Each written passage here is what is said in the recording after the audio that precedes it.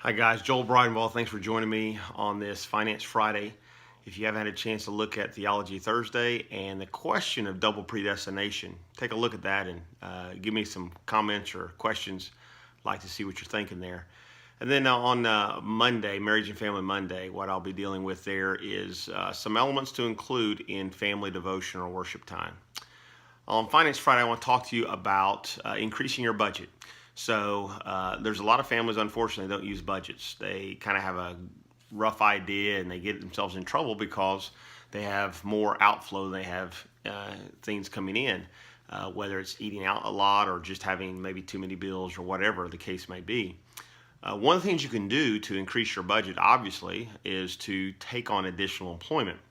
So if that's husband and wife, it may be someone else adds a job. It may be that someone adds a second job.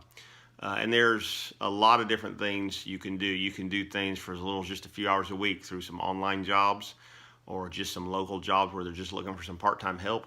And even though it takes away from some of your free time, if you're needing more money to make ends meet, Scripture talks about preparing for the future and preparing for the times. It says the person who doesn't work doesn't eat. That doesn't mean just working to a certain kind of job, but sometimes you have to work multiple jobs. Unfortunately, in our economy and the increases that you can face, the ant in Proverbs 6 prepares for the future, prepares for during the summer to prepare for the fall.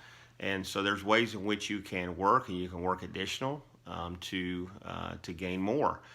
But don't let work and don't let the love of money become your object, because you start doing that, you may get tempted to put too much into that, and then when you don't need it, you're just constantly working to make more money, and then you're taking away time from church, you're taking away time from family, you're taking away time, some of your free time that you need, some of your rest time that you need. And so be careful, but also be wise. So if you need to take on a little something extra, sit down and work out and say, what do I need? What do I need to bring in? What do I, because of the bills that I have? And what can I eliminate maybe? But then what extra am I going to need? And start looking that way. So lots of different options out there, and just realize that sometimes you got to do that. Sometimes you got to do it, make ends meet. But God's prepared you for such. He's wired you for such. And so it can be done. So I hope that's helpful for you. I hope that's encouraging. And just do what you need to do to make ends meet. You have a great weekend. I look forward to seeing you again soon.